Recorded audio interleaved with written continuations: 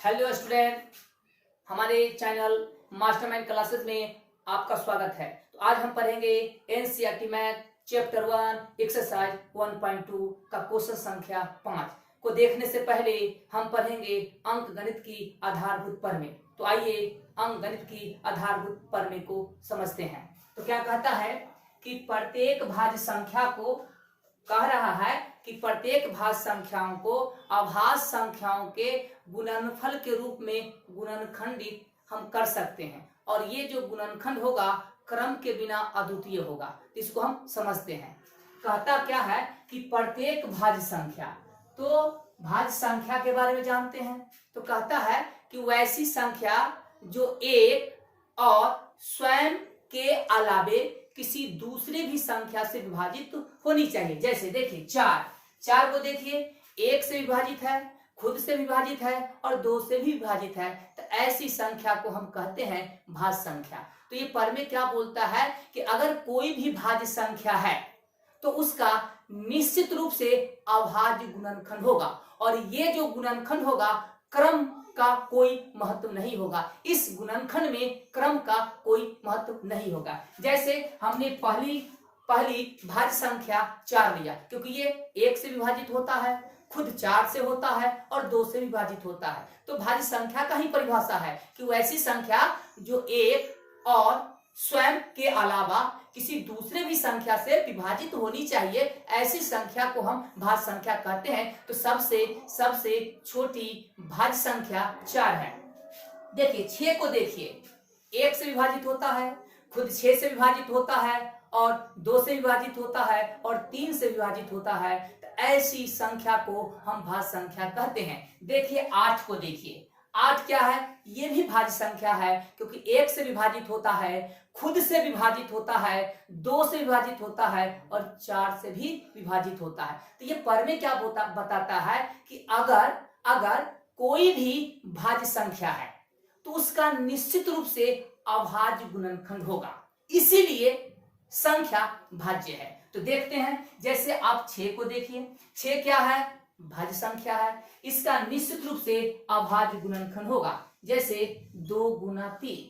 तो क्या बोला कि कोई भी भाज्य संख्या होगा तो उसका अभाज्य गुणनखंड निश्चित रूप से होगा, और वह जो अभाज्य गुणनखंड होगा क्रम के बिना अद्वितीय होगा, अर्थात क्रम का कोई महत्व नहीं होता है। जैसे 6 का अभाज्य गुणनखंड 3 गुना 2 लिखते हैं, तो यहाँ क्या है? क्रम बदला गया है। तो यहाँ बोलता है कि क्रम का कोई मीनिंग नहीं है, आप क्रम बदल सकते हैं। इसी को कहते हैं अंक गणित की आधारभूत प्रमेय।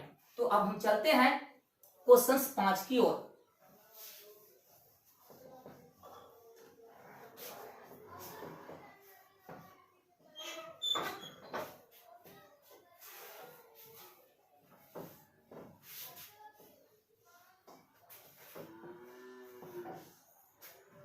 अब क्या कह रहा है? क्वेश्चन 5 को देखिएगा, पहले क्वेश्चन को समझेंगे फिर इसका सॉल्यूशन करेंगे। देखिए क्या कहता है। कहता है कि जांच कीजिए कि किसी प्राकृत संख्या n के लिए, तो n क्या है? n बोला कि n क्या है? तो बोला कि प्राकृत संख्या है। n क्या है? प्राकृत संख्या है। प्राकृत संख्या गिनती की सभी संख्या को प्राकृत संख्या कहते हैं। तो क्या कहता है कि जांच करना है, आपको चेक करना है। क्या चेक करना है? कि किसी भी प्राकृत संख्या n के लिए, n क्या है? एक नेचुरल नंबर है। प्राकृत संख्या के लिए 6 के पावर n अंक, यानी 6 के पावर n अंक 0 पर समाप्त होगी। इसका कहने का मतलब है कि अगर हम n के पैलेस पर अगर हम कोई प्राकृत संख्या रखते हैं तो उसका क्या अंतिम अंक 0 पर समाप्त होगा, हम देखते हैं। तो हम क्या काम करते हैं? 6 के पावर n अंक। अब हम क्या काम करते हैं? n बराबर 1 रखते हैं। क्यों? 1 क्या है? प्राकृत संख्या है। तो 6 के पावर 1 यानी 6, इसका अंतिम अंक हमने देखा कि 0 पर समाप्त नहीं होता। अब हम n के पैलेस पर दूसरी प्राकृत संख्या 2 डालते हैं, तो ये मिलता है 36। तो हम क्या देखते हैं कि इसका अंतिम अंक 0 पर समाप्त नहीं हुआ। अब हम डालते हैं 3 प्राकृत संख्या 3 डालते हैं तो 6 36, 36 18 3 21, यानी इसका भी अंतिम अंक 0 पर समाप्त नहीं होता है। इस क्वेश्चन को हम बनाएंगे कैसे? तो अब हमको पता नहीं है तो हम मान लेंगे, माना कि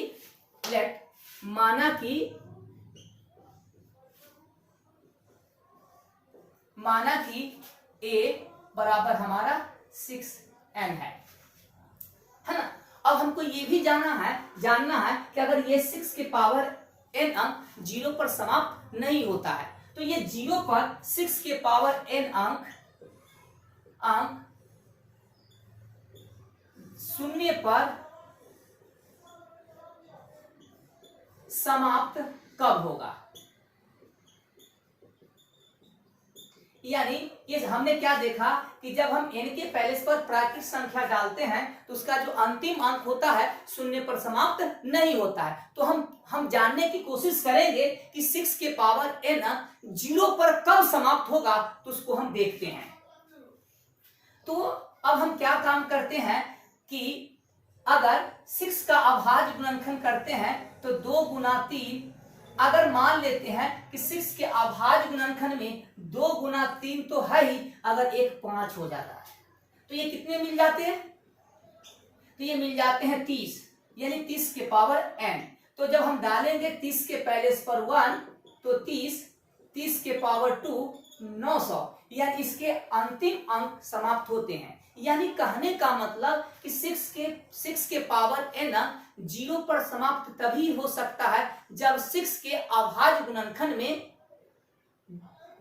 में 5 भी मौजूद होना चाहिए, तब ये 6 के पावर n अंक 0 पर समाप्त होगा। तो ये नहीं होगा, तो मान लेते हैं, माना कि a बराबर 6 के पावर n।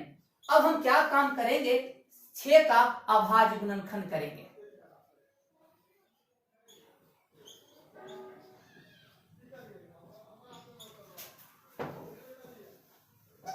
अब हमने पढ़ा है कि a गुना b अगर उसका पावर n रहे तो हम इसको इस प्रकार लिख सकते हैं।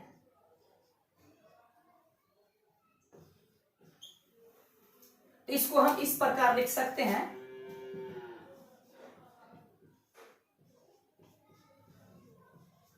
अब हम लिख देंगे कि 6 के पावर n 0 पर समाप्त नहीं होगी। लिख देंगे, कारण समझा चुके हैं आपको।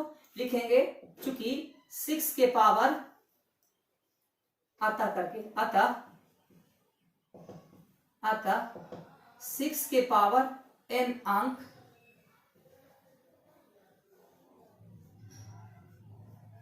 शून्य पर समाप्त नहीं होगी। कारण देना होगा, लेकिन क्योंकि 6 के अभाज्य गुणनखंड में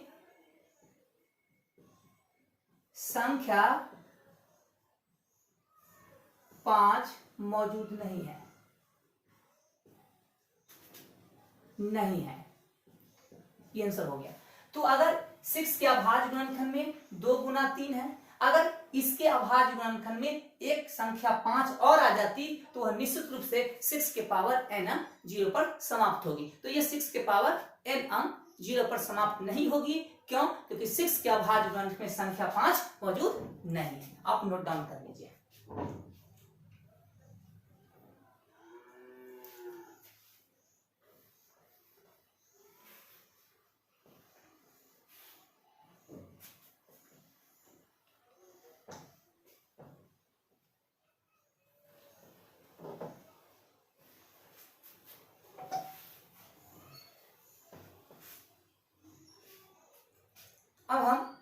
अब हम क्वेश्चन 6 को पढ़ेंगे और समझेंगे और बनाएंगे।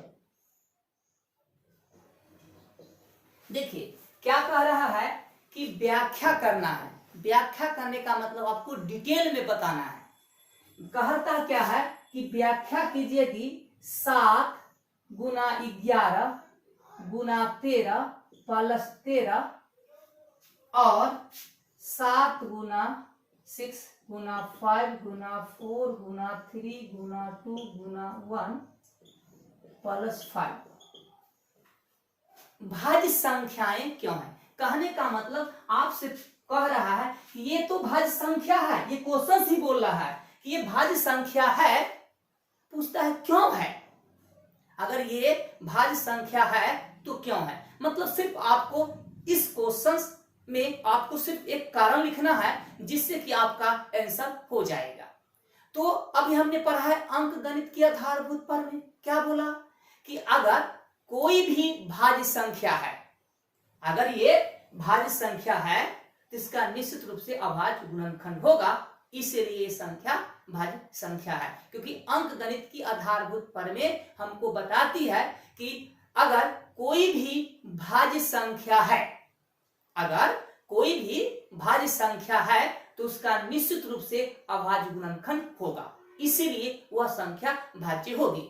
तो अब हमको ये चेक करना है कि ये संख्या भाज्य है या नहीं। लेकिन क्वेश्चन में बोला कि भाज्य संख्याएं हैं, यानी मतलब है, क्यों, कारण देना। यानी कहने का मतलब दोनों भाज्य संख्या है, इसका सिर्फ कारण देना है। तो अब हम क्या काम करेंगे, इन तीनों को गुना करेंगे, 13 जोड़ देंगे, एक संख्या मिलेगी। अगर उस संख्या का अभाज्य गुणनखंड हो गया तो हम कहेंगे कि ये संख्या भाज्य है अंक गणित की आधारभूत प्रमेय से। फिर 7 गुना 6 गुना 5 गुना 4 गुना 3 गुना 2 गुना 1 और प्लस 5 को जोड़ेंगे तो एक संख्या हमको मिलेगी। अगर उस संख्या का अभाज्य गुणनखंड होता है तो हम कहेंगे कि ये भी संख्या भाज्य संख्या है। क्यों? क्योंकि अंक गणित की आधारभूत प्रमेय हमको बताती है कि प्रत्येक भाज्य संख्या को अभाज्य संख्याओं के गुणनफल के रूप में गुणनखंडित किया जा सकता है, और यह गुणनखंड क्रम के बिना अद्वितीय होता है। मतलब क्रम का कोई महत्व नहीं होता है कि 6 का अभाज्य गुणनखंड 3 गुना 2 करते हैं या 2 गुना 3 कहते हैं। तो अब हम इसको देखेंगे तो हम वही काम करेंगे। अब हम मान लेते हैं कि एक संख्या ये है, इसका नाम ए दे देते हैं, दूसरी संख्या ये है, इसका नाम बी देते हैं। तो लेट कर लेंगे। माना कि ए बराबर 7 गुना 11 गुना 13 प्लस 13। अब हम इसको क्या काम करेंगे, 13 कॉमन लेके भी बना सकते हैं या तीनों को गुना करके 13 जोड़ सकते हैं। तो 13 कॉमन ले लिया तो 7 गुना 11 और इसमें से 13 कॉमन तो 1, ये हो जाएगा 13 और ये हो जाएगा 78। अब 13 78 का लघुत्तम ले लीजिए, क्योंकि 13 अभाज्य संख्या है। 2 से लगा 39, 3 से लगा 13, ये मिलेगा 2 गुना 3 गुना 13। अब इसको आप एडजस्ट कर लीजिए, तो 2 गुना 3 गुना 13 के पावर 2। तो हमने क्या देखा कि इस संख्या का अभाज्य गुणनखंड हुआ, क्योंकि 2 भी अभाज्य संख्या है, 3 भी अभाज्य संख्या है और 13 भी अभाज्य संख्या है। तो ये संख्या क्या हो जाएगी, भाज्य संख्या होगी। किसके आधार पर, अंकगणित के आधारभूत प्रमेय से। अब हम और b बराबर हम ले लेते हैं उसको, दूसरी संख्या को, 7 गुना 6 गुना 5 गुना 4 गुना 3 गुना 2 गुना 1 प्लस 5। अब इसमें से आप 5 कॉमन ले लीजिएगा, 5 लीजिएगा कॉमन तो क्या बचेगा बच्चा, बचेंगे 7 गुना 6 गुना 4 गुना 3 गुना 2 गुना 1 प्लस 1।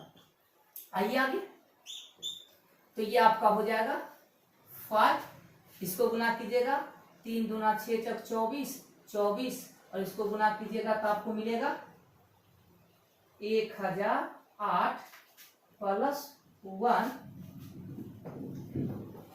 इज इक्वल 5 गुना 1009। तो हमने क्या देखा कि इस संख्या का भी अभाज्य गुणनखंड हो चुका है, तो लिख देंगे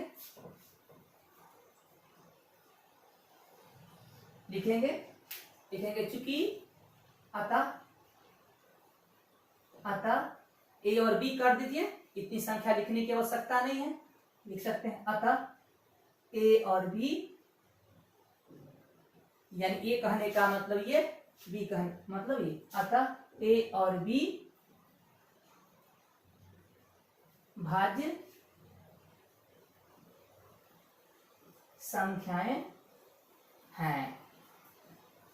क्यों? क्योंकि ए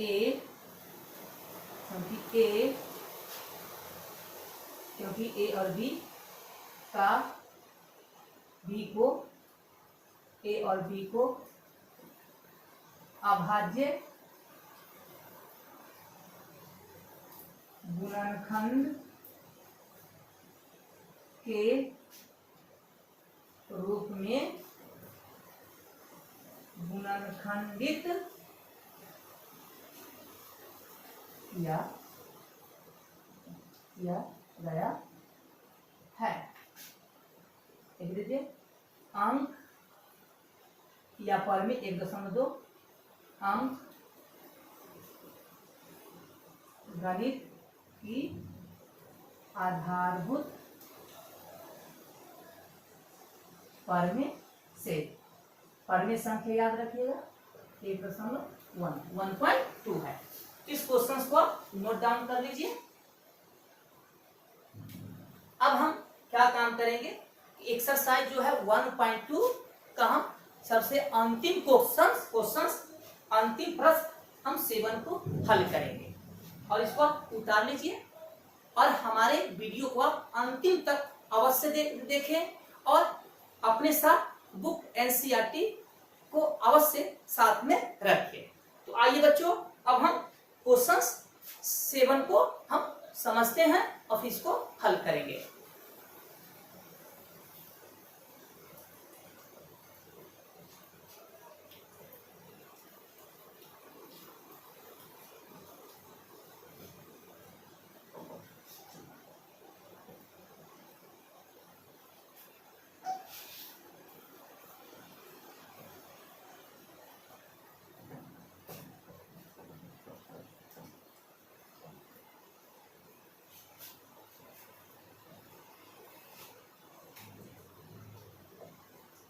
अब हम क्वेश्चंस 7 को देखेंगे। ये देखने में लगता है क्वेश्चंस बड़ा, लेकिन ये बहुत ही आसान है, आप इसको बारीकी से समझें। तो क्या कहता है कि किसी खेल के मैदान, एक खेल का मैदान है के चारों ओर एक वृत्ताकार रास्ता है, यानी खेल के मैदान के चारों ओर क्या है, एक वृत्ताकार रास्ता है। ये रास्ता दिखाया, मैदान नहीं दिखाया। के चारों ओर एक वृत्ताकार पथ है, पथ मतलब रास्ता है। इस मैदान का एक चक्कर लगाने में सोनिया को 18 मिनट लगते हैं। सोनिया को कितने लगते हैं? 18 मिनट। जबकि इसी मैदान का एक चक्कर लगाने में रवि को 12 मिनट लगते हैं। 12 मिनट लगते हैं, ठीक है, बहुत बढ़िया। 12 मिनट लगते हैं, ठीक है। तो क्या कहता है कि मान लीजिए कि दोनों एक ही स्थान से चल रहा है। मतलब कहने का मतलब, अगर हम पटना से चलते हैं, अगर सोनिया पटना से चलती है तो रवि भी पटना से चलेगा। मतलब एक ही स्थान का मतलब होता है कि अगर हम पटना से चलेंगे तो भी पटना से चलेगा। तो एक ही स्थान और एक ही समय पर चलना स्टार्ट करता है। यानी कहने का मतलब दोनों एक ही स्थान से चलता है और एक ही समय चलता है। अगर सोनिया पटना से 9 बजे चलती है तो रवि भी पटना से 9 बजे चलेगा। इसी को बोलते हैं एक ही समय और एक ही स्थान, ठीक है। अब दिशा भी बताएगा और एक ही समय पर चलना प्रारंभ करती है और एक ही दिशा में। कहने का मतलब 3 बात इसमें क्लियर कर रहा है। एक ही स्थान, दूसरा एक ही समय, और तीसरा एक ही दिशा में। यानी कहने का मतलब सोनिया और जो रवि है एक ही जगह से, मान लीजिए पटना से, एक ही समय मतलब दोनों 9 बजे चला, एक ही दिशा। अगर सोनिया पूरब दिशा में चलेगी तो रवि भी पूरब दिशा की ओर चलेगा। तो फिर क्या बोलता है, तो कितने समय के बाद पुनः अपने प्रारंभिक स्थान पर पहुंच जाएंगे। तो इसको डायग्राम से समझते हैं, फिर क्वेश्चंस का हल हम आपको बताएंगे। मान लीजिए कि आपका ये 0 है, ये आप 12 ले लीजिए, इसको आप ले लीजिए 12, 3, 6 और 9, ये घड़ी है। अब मान लीजिए कि सोनिया आपका यहां पर है और रवि 12 पर से स्टार्ट कर रहा है।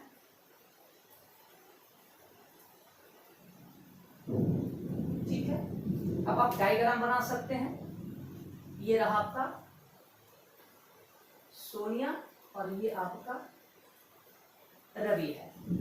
तो ये 12 बजे चल रहा है, एक ही स्थान का नाम दे दीजिए P, यानी दोनों P से 12 बजे चल रहा है और एक ही दिशा में डायरेक्शन दे दीजिए। अब देखिए क्वेश्चंस में मीनिंग, अब समझिए कि सोनिया जो है 18 मिनट में एक चक्कर लगाता है, रवि क्या है 12 मिनट में लगाता है। तो हम ये जानेंगे कि सोनिया 18 मिनट में कहां होगी, तो हम कहेंगे कि P पर होगा। सोनिया 18 मिनट में कहां होगा, P पर। तो हम ये जानने का कोशिश करेंगे कि रवि 18 मिनट में कहां होगा। तो देखिए ध्यान से, रवि 12 मिनट में एक चक्कर लगा लेगा, 12 मिनट में, तो अब बच गए 6 मिनट, तो 6 मिनट में कहां होगा रवि, यहां पर रवि होगा। यानी कहने का मतलब जब सोनिया एक चक्कर 18 मिनट में लगाएगी तब तक रवि 18 मिनट में 1.5 चक्कर लगा लेगी, क्योंकि 12 मिनट में रवि यहां, फिर 6 मिनट में यहां, अभी मिला नहीं। फिर अब क्या काम करेगा कि सोनिया फिर एक चक्कर लगाया, एक चक्कर, सोनिया 18 मिनट, तो रवि 1.5 चक्कर, 3/2 18 मिनट में। यानी एक चक्कर जब सोनिया लगाएगी तब तक 18 मिनट में रवि 1.5 चक्कर लगाए, अभी मिला नहीं। अब फिर क्या होगा कि सोनिया कहां से चलेगी, P से चलेगा, और रवि कहां है, मान लीजिए O पर है, Q पर है। अब ये सोनिया फिर 18 मिनट में एक चक्कर पहुंच गया, यानी 36 मिनट में 2 चक्कर लगाया, तो रवि अब कहां से स्टार्ट करेगा, Q से। तो अब हम जानेंगे कि 18 मिनट में रवि कहां होगा, तो 12 मिनट में Q पर, बचा 6, तो 6 मिनट पर आधा। यानी कहने का मतलब कि 36 मिनट में सोनिया 2 चक्कर लगाएगी और 36 मिनट में रवि 3 चक्कर लगाएगा, अर्थात 36 मिनट के बाद दोनों P पर मिल जाएंगे। अब इस क्वेश्चन को हम कैसे बनाएं, तो इसका हम जब एलसीएम लेते हैं, जैसे ही लॉसअप मतलब एलसीएम लेते हैं तो हमारा ये 36 मिनट आ जाता है। तो हम क्या काम करेंगे, 12 और 18 का क्या करेंगे, एलसीएम लेंगे। तो बनाते हैं। तो पहले दिया 18, तो 18 का एलसीएम 2 और 3 का पावर 2, 12, 2 दूना 4 और 3, एलसीएम निकालेंगे 12,18। एलसीएम में क्या होता है बच्चा कि अधिकतम घात वाले संख्या को लेकर गुना करते हैं। देखिए 2 मिलता है तो 2 का पावर अधिक है तो 2 का पावर 2 और 3 का पावर भी 2, तो ये हो जाएंगे 4, ये हो जाएगा 9, यानी 36 मिनट। अतः हम कह सकते हैं, अतः 36 मिनट के बाद दोनों दोनों दोनों प्रारंभिक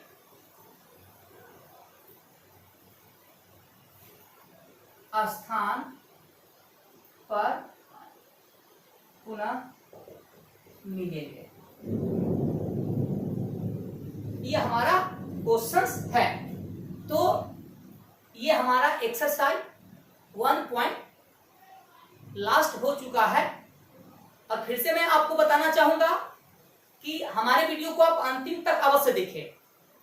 और हमारा वीडियो अगर आपको अच्छा लगता है तो हमारे चैनल को सब्सक्राइब कीजिए, लाइक कीजिए और बेल आइकन को दबाना ना भूलें। धन्यवाद।